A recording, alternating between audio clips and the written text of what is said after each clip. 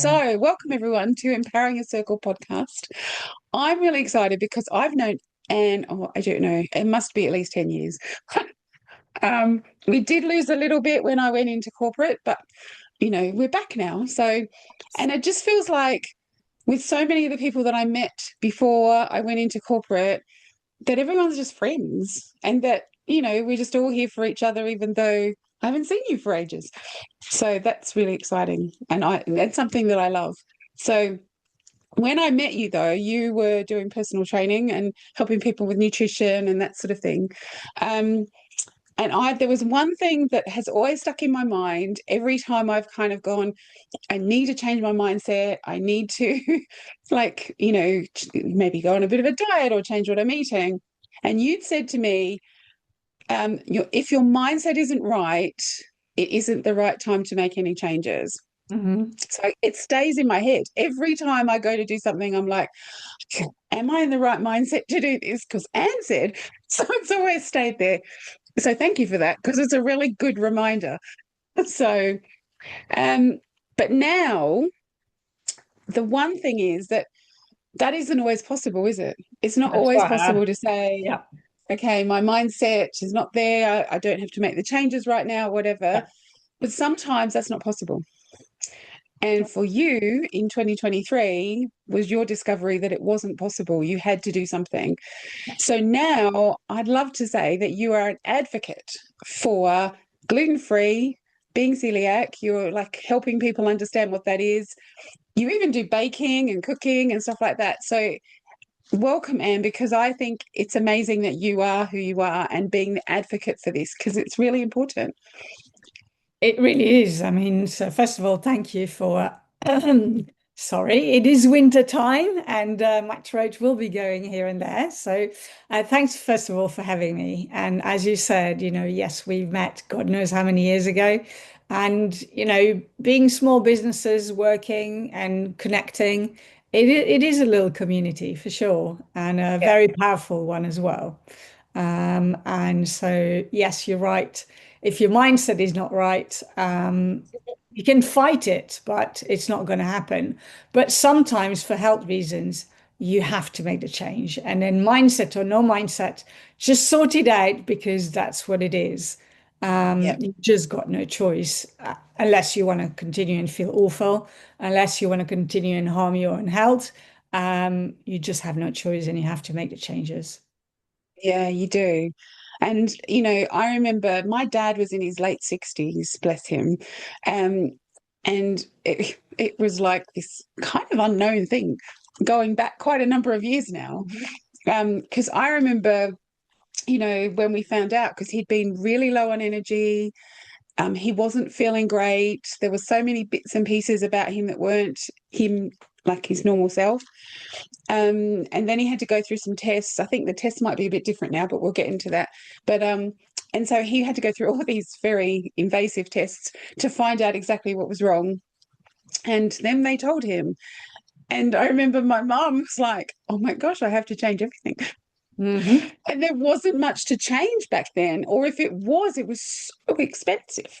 It was like the very minimal things on the shelves. There wasn't that much thing. You'd go out with him, and my dad loved his food.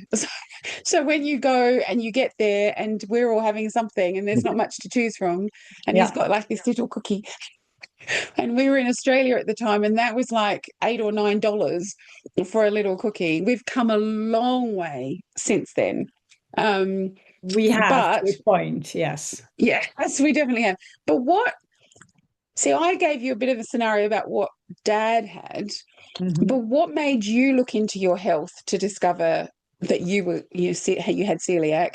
What should other people be thinking about as well? So I was very lucky in a way that I was unwell only for a very short period of time. Most people will have all kinds of symptoms for a long time before the finger is pointed to the fact that they might have celiac disease, only because all the symptoms could be related to something else. So for me, I was bloated, but I probably was bloated for quite a while, but you're busy, you're this, you're that, you're a bit stressed, life is, hectic. You don't really think about it. Um, I started being quite tired. But again, life is busy, Yes. same thing. So probably didn't sleep enough, tried to do too many things. So you don't pay attention to the fact that something is wrong. Um, I did have, as I said, very short time. I felt dizzy while I was walking. I had mood swings, massive mood swings. Wow. One might say that's the menopause. The dizzy might be, you're not drinking enough. I was totally uninterested in anything that I was doing. Again, could be lots of different things. Could be Yeah. depression. Could be, there's loads of things Yeah. that could happen. I did have towards the end, on top of that, I also had diarrhea and I was pooing some blood. And that kind Right. for me was the red light of I need to Yeah. go see the doctor. All the rest was on and off. So it wasn't something that was there all the time, but most of the time. And yeah, there's some other symptoms, by the way, that I had that I wasn't aware of that they were related. Like I had inflammation, Wow. which totally disappeared after a while of being gluten-free. And I had a rash on my foot, which I thought, well, that just disappeared overnight at some point. So those kind of stuff were there as well, but I didn't even realize until much later that they were related. Uh, Wow. so yeah, then I managed to get a GP appointment Oh, by mistake, I'd oh, say. by mistake. Seriously, by mistake. So I was on holidays when all this happened. Not the best time to be on holidays.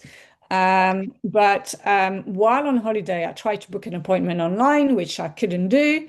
But the system showed that I had an appointment at 9 o'clock in the morning the day after I was coming back. Don't ask how, don't ask why.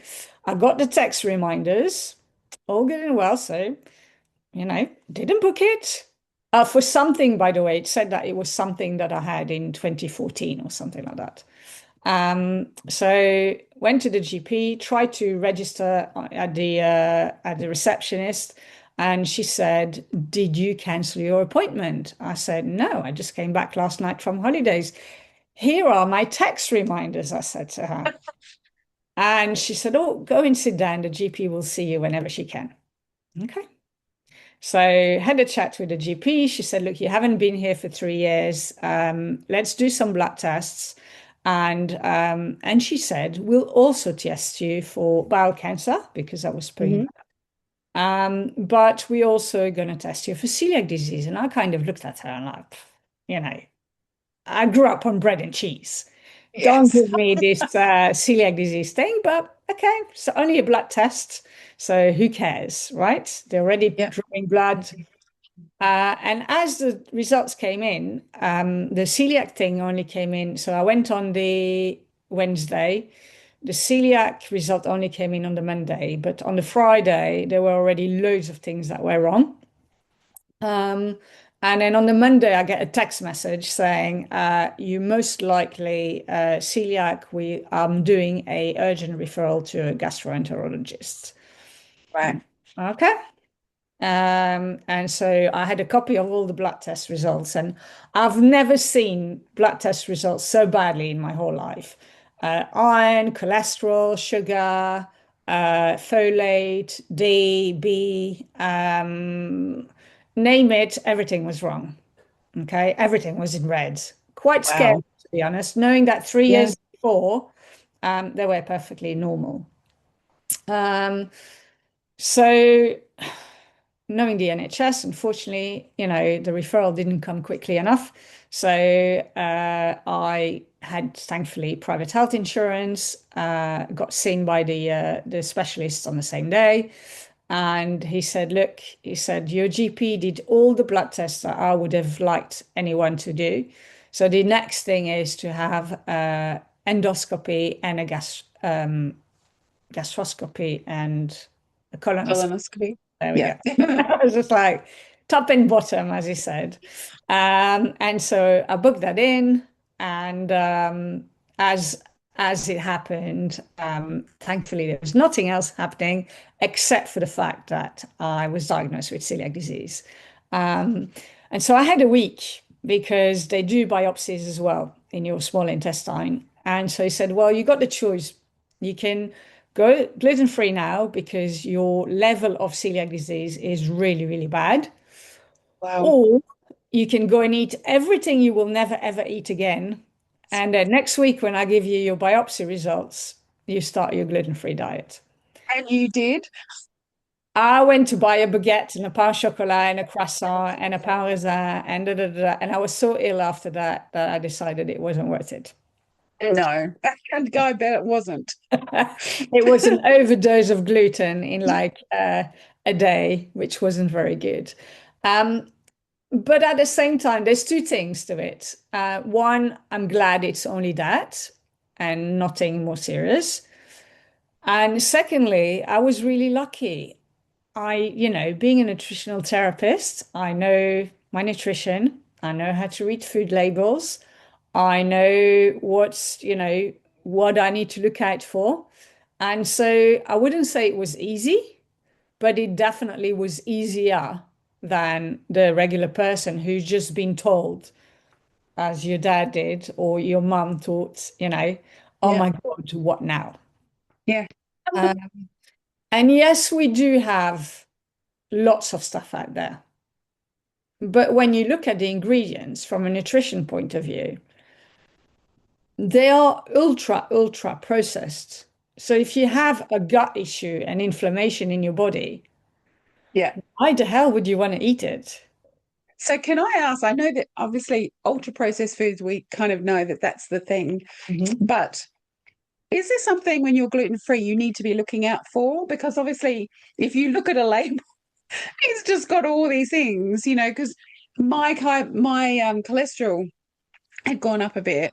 And so I was like, if the following week I was out there and I was looking on everything and I'm like, right, where's my low saturated? I can't, Yeah. but you kind of knew a little bit about what to look for. I wouldn't know what to look for on the back of the ingredients bit. And I think that's important, isn't it? If Sure. you're gluten free. 100%. Because so instead of going to the free from aisle, there's so many products out there that are naturally gluten free. So the things that you need to look out for are barley Mhm.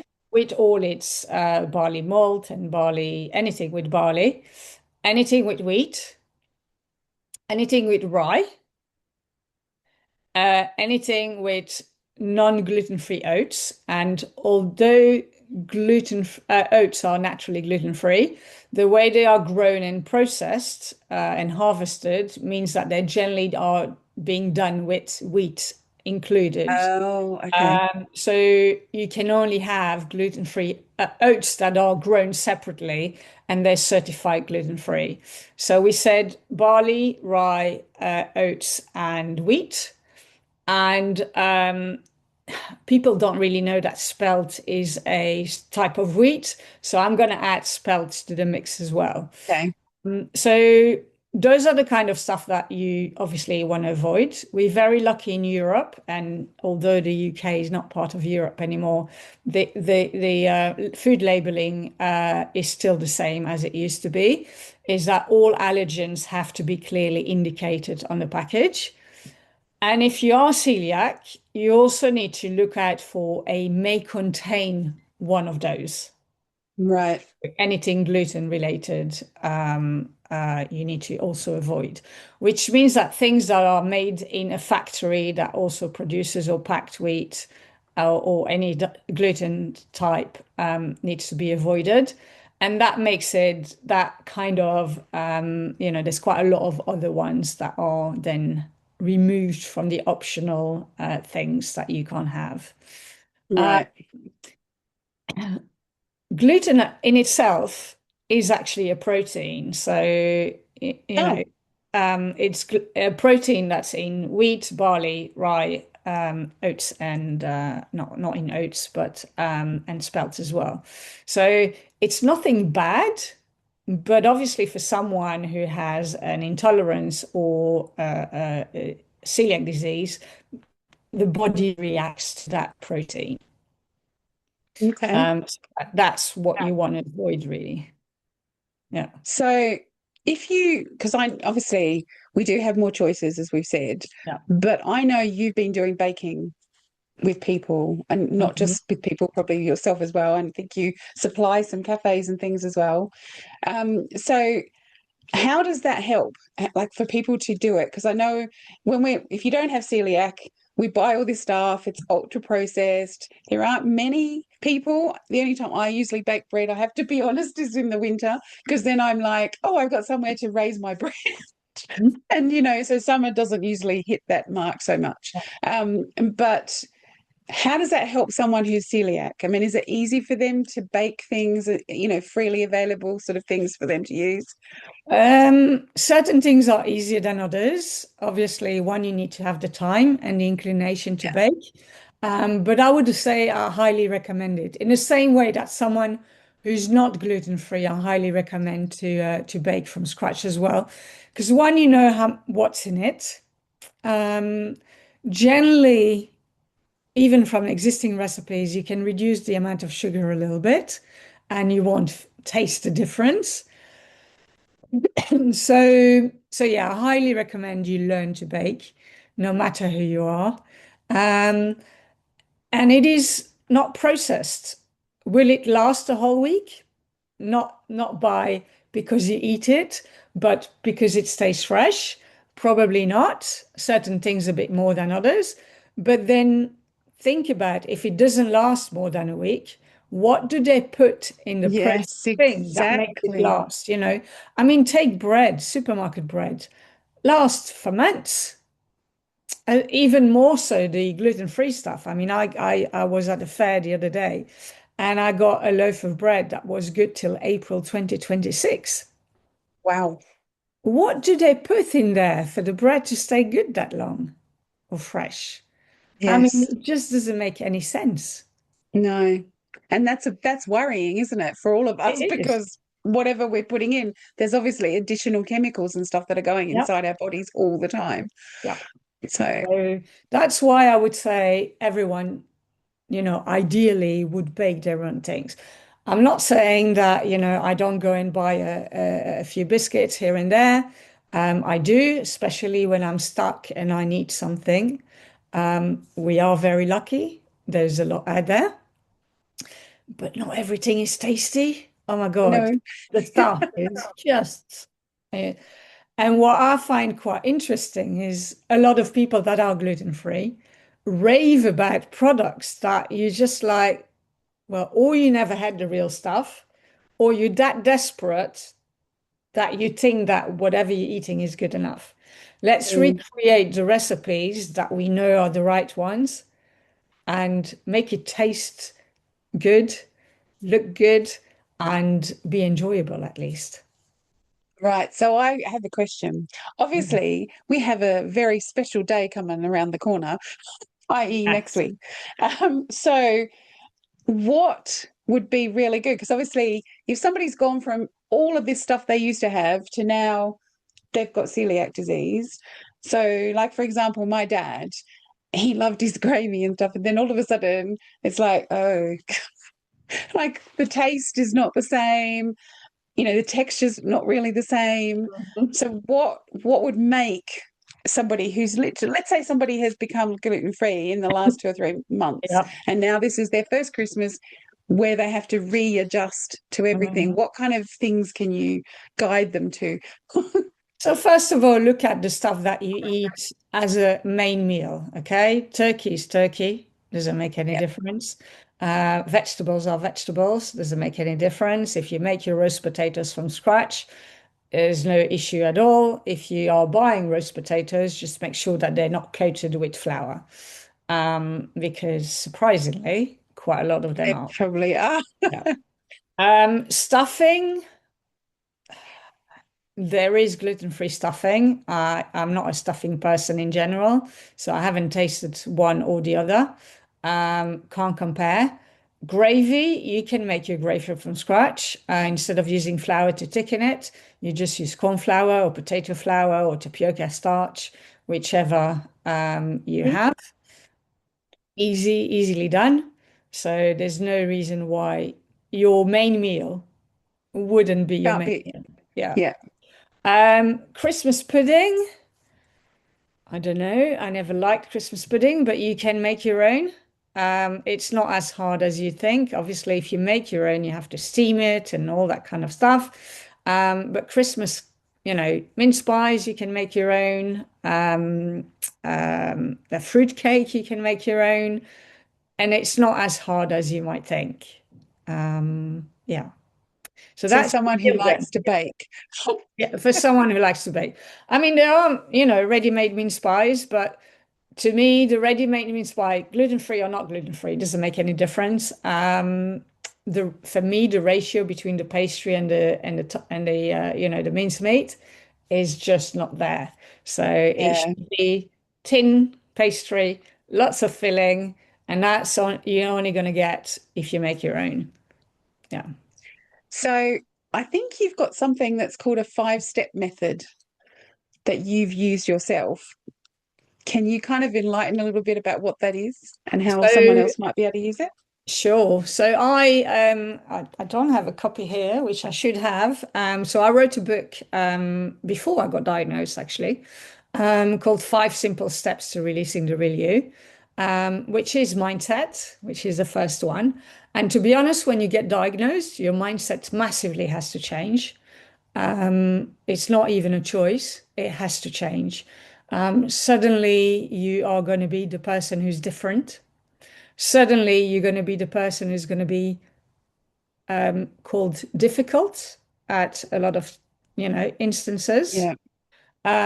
Suddenly you're going to be the person you weren't before, so you have to sort out your mindset, and you have to be able to speak up for yourself all the time, because unless someone with an allergy or with an intolerance in the family, people have just no clue.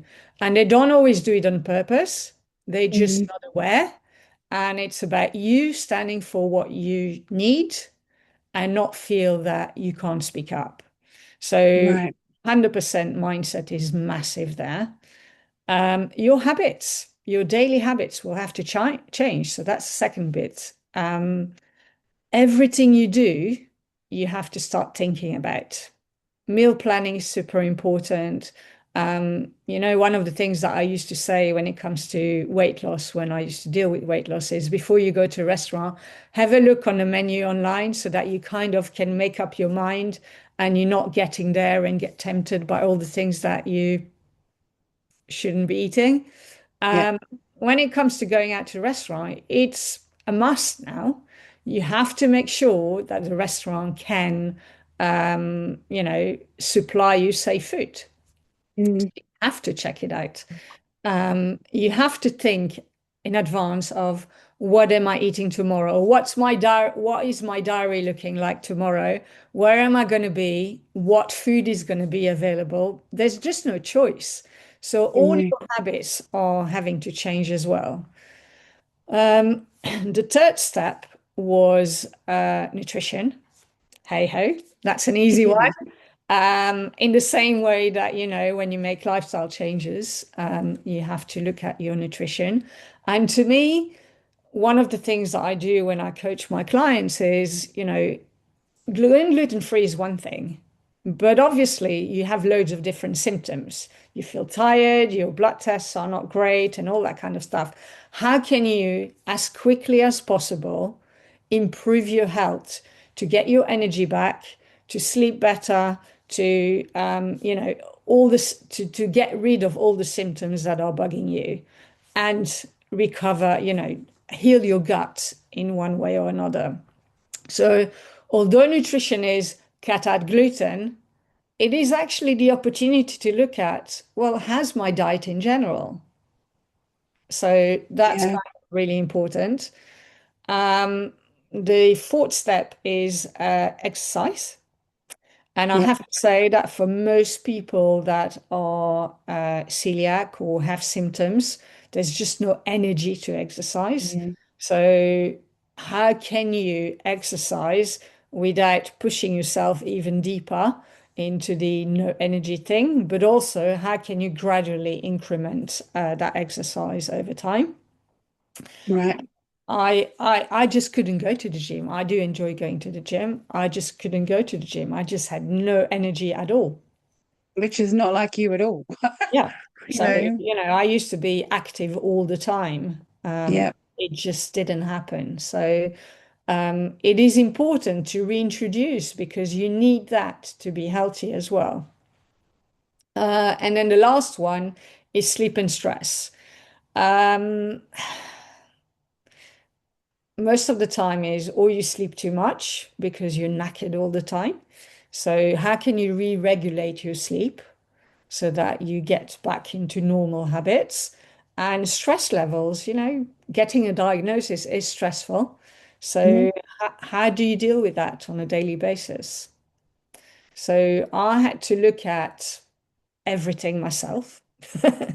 And so, I was lucky. I knew what I was talking about, but not everyone is. Yeah. And I think that's the thing. There's a lot of people alone out there who are getting this diagnosis. And, okay, the word disease after it makes it sound possibly worse than it can be, Hmm. because, yes, it can be life-threatening if you don't Yeah, look after yourself properly. But obviously, if you are following the steps, the yeah. trouble is, I think sometimes you'll get told these diagnoses, but sometimes you don't get the backup to know There's what that no means. And backup at all. Most yeah, people get told, be it by text message or by letter, yeah. you have celiac disease, you have to cut out gluten for life. Boom, that's But it. what does that mean? Because There's then no, you go to Google and stuff, and you're like, what does yeah, this mean? And then sometimes you're Google, being told things Facebook. that are not, yeah, not quite right. Yeah. So where does someone go to kind of confirm, apart from obviously booking with you and finding out things, because you offer a lot of great information. Um, where do they go? Like, where do they go to get this wealth of information they need? So there's Coeliac UK, which is the UK charity for those with celiac disease. They have quite a lot of resources. They also have some volunteers that will come up on a chat with you. They do have two dietitians or three dietitians as well that you can talk to. You could ask your GP to get referred to a dietitian, but by the time you get your appointment, you already know more than the dietitian knows. And generally, they're not specialized in celiac disease, so not ideal.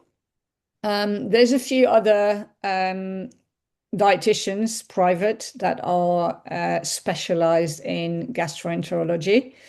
Um, so yeah, and as I said, there's always the community. It's not ideal, but it is there, and it's a very, very supportive community as well. Everyone helps each other. You've got questions you can ask. But between, asking all the questions, it's probably easier to just sign up with someone and get that support from Yeah, start to finish on because it starts at home, but life doesn't stop at home. It's about how yeah, do you eat out? How do you go to friends? I mean, when I go to friends, I have to call them and say, look, I'm celiac, I can't, da, da, da, da, da. What are you preparing? Shall I bring something to make your life easier? And then you have to educate them because not everyone understands cross-contamination. So, it's all good and well. I'll prepare sandwiches for you. Great. Well, are you using the same butter? Are yeah, you where there's crumbs in the butter because you used it to do something your own sandwiches the day before, not even on the same day? yeah, Are you using the same spoon to stir one and the other? All these things, actually, people don't need to be aware of it until they need to. Until they do. Yeah, Yeah. until they need to. So there is a lot of education to go. And if you don't know as a person yourself where to start, it's very stressful. Yeah. So where, how can myself, other people that listen to this podcast, how can we kind of, I don't know, help and get the word out? One, I'm sure today, unfortunately, everyone knows at least someone who has celiac disease or is gluten-free. If they feel that, they're struggling, get them to look me up. Yeah. Um, so I'm on Instagram mostly. Most of my content also goes to my personal profile on Facebook. I do some stuff on LinkedIn. I have a weekly newsletter where I share quite a lot as well.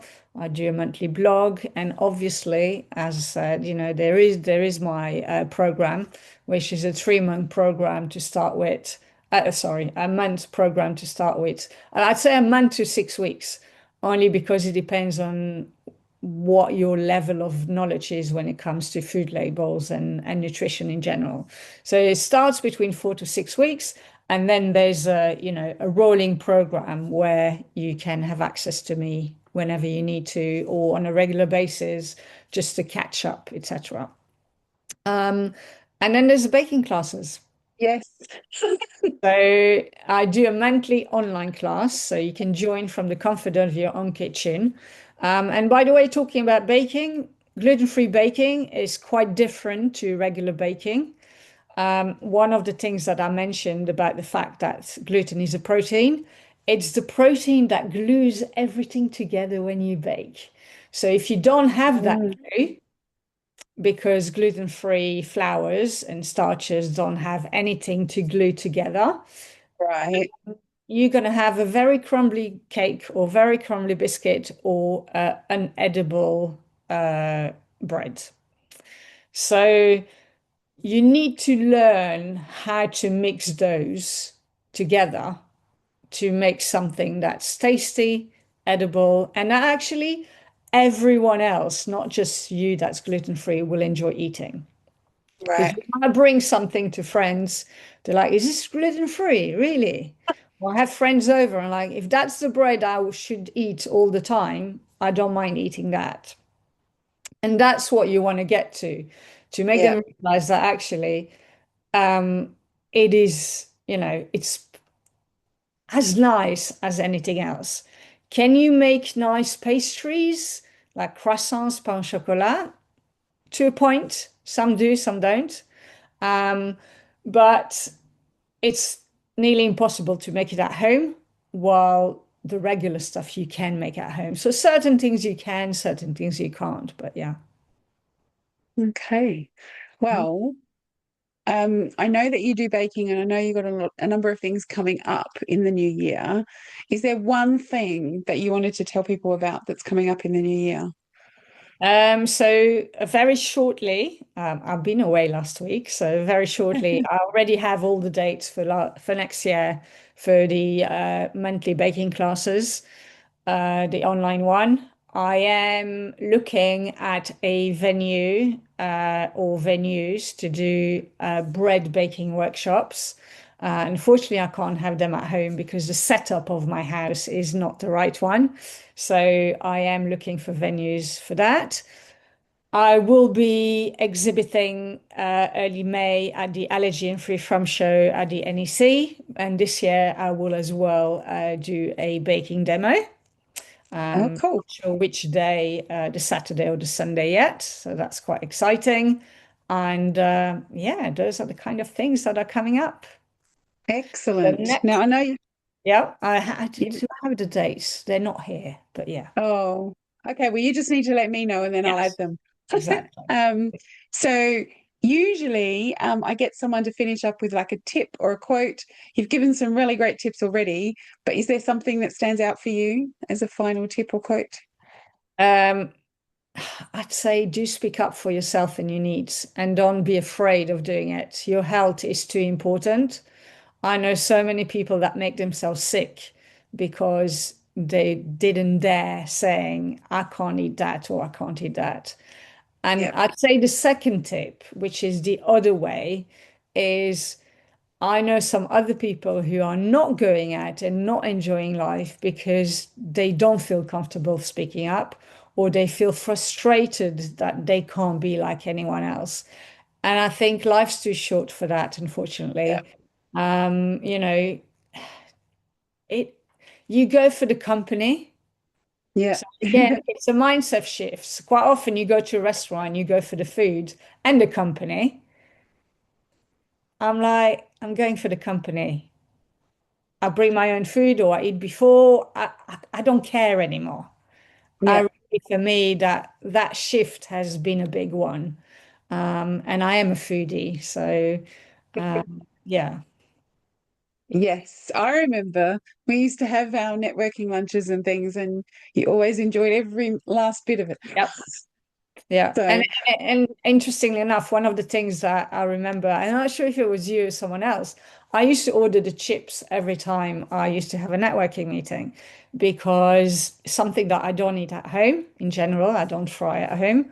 And if they're good, it's really nice. But now I have to be careful. Are they fried with other gluten-containing ingredients? So be cross-contaminated in the same oil, or are they fried separately and they're safe for me to have? So I've been lots of instances being eating out without chips. oh no, Yes, that's a big shift. it is. But again, there's so many other things that you can enjoy that it doesn't really matter. Yeah, no, that's true. Well, thank you so much, Anne. And I'm going to put this across, and it will be like, on hopefully we'll be able to raise a little bit more awareness of celiac disease and gluten free. So thank you for being on the program. Thank you for having me. Thanks, Anne. Bye.